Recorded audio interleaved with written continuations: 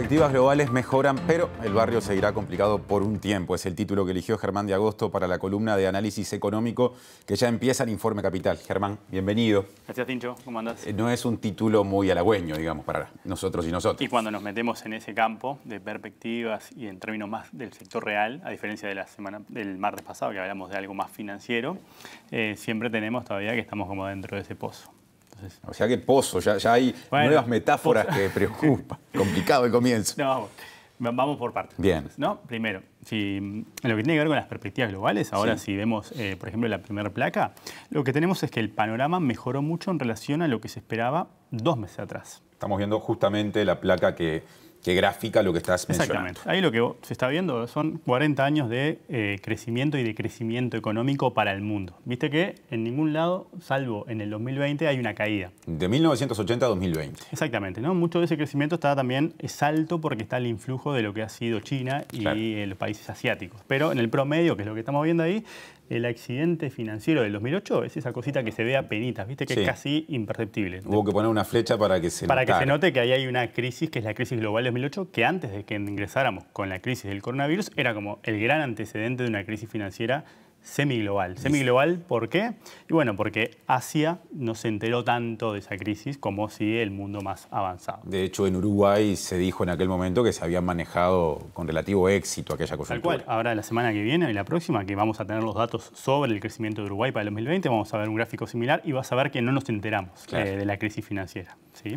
Entonces, lo que tenés ahí es que el panorama mejora mucho en relación a lo que se esperaba 2 meses atrás. Eso quiere decir que el rebote para este año es más acelerado de lo que estaba previsto. Es un crecimiento ahora que se parece más a un 6% que a un 4% como se esperaba hace tan solo 2 meses, que es muy poco tiempo para un cambio significativo. ¿Y a qué está vinculado ese cambio? Bueno, al avance en la vacunación, que es muy asimétrico y que es gradual y que es muy desigual en el mundo, pero que ya te genera un efecto de expectativas, de que vos podés empezar a mirar por la mirilla qué es lo que hay después de la luz al final del túnel. Y eso cambia las expectativas y eso te mejora un poco la situación. Entonces lo que vos tenés es que las perspectivas mejoran a nivel global, ¿no? Entonces, abandonando ahora el plano más internacional y tratando de acercarnos un poco más a lo que podemos pensar en clave Uruguay, lo que tenemos y ahora vemos en la segunda placa es exactamente lo mismo, pero ahora vamos a hacer un zoom sobre lo que es la región. Y en la región nosotros a veces usamos la región en términos amplios cuando hablamos de América Latina,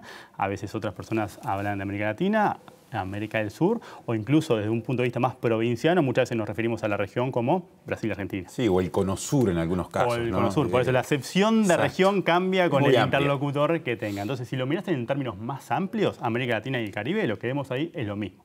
Como ves, ahí sí tenés otras crisis. Se ve la caída, no todas las torrecitas que están por debajo del cero son caídas del Producto Interno Bruto. En los 80, en el eje 2008.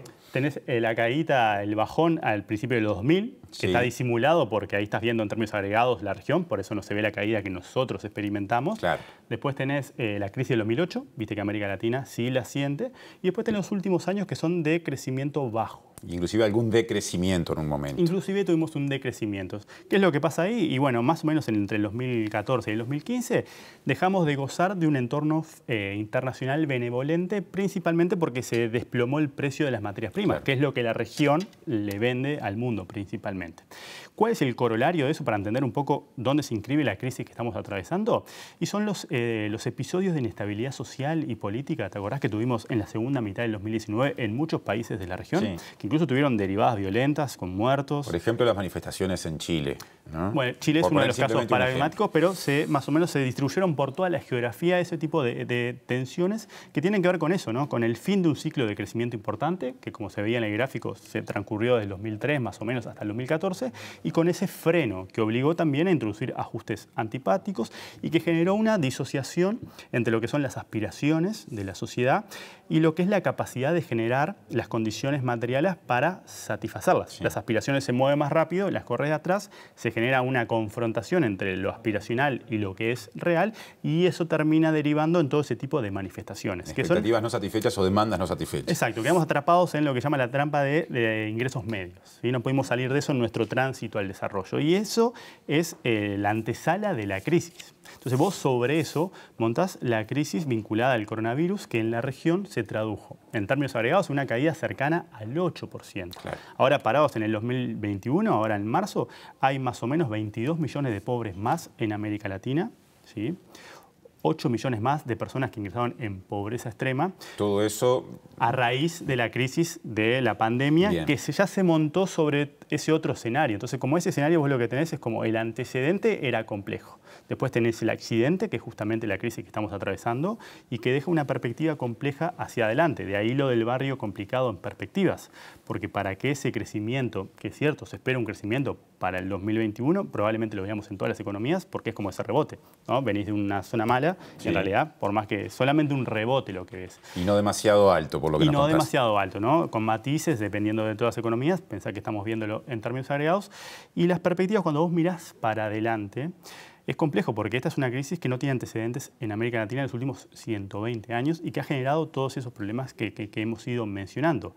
Y si la evidencia histórica sirve para algo, lo que pasa con las pandemias cuando termina, cuando vos la mirás siglos para atrás, es que proyectan una sombra larga, ¿sí?, de malestar y tensión social. No se sale rápido. Que tiende a no manifestarse durante la pandemia. Eso es como una regularidad. ¿Por qué? Por ejemplo, es mucho más complejo coordinar y desplegar manifestaciones o protestas, ¿no? Los gobiernos pueden ampararse en las condiciones de excepcionalidad para reprimir la disidencia y muchas veces la gente puede preferir cooperar en lugar de confrontar, dado que estás viviendo un entorno de penurias. Pasado ese momento en el que se apela a la unidad nacional y cosas por el estilo. Exactamente, claro. Después, y si la historia sirve como para proyectar hacia adelante, lo que tenés es que el riesgo de que el daño que vos estás viendo hoy en el tejido social tenga manifestaciones en disturbios, en aumento de las tensiones, en otro ola de episodios como el que vimos en el 2019, ¿no? Antes de esta crisis histórica. Bueno, eso es lo que estamos pensando bajo el pozo o el corolario más sombrío, que bueno, el martes vamos a tener que repuntar de donde dejamos acá. El martes pero eso es un poco lo que te debería esperar. Y vos ya, por ejemplo, lo tenés en Paraguay hoy. Claro, Paraguay es un momento álgido políticamente. Episodios, ¿no?, que podrían ser más normales a medida que las condiciones excepcionales se vayan replegando. El martes que viene la seguimos y profundizamos. Más, para arriba. Gracias, Germán. No, por favor, gracias a vos.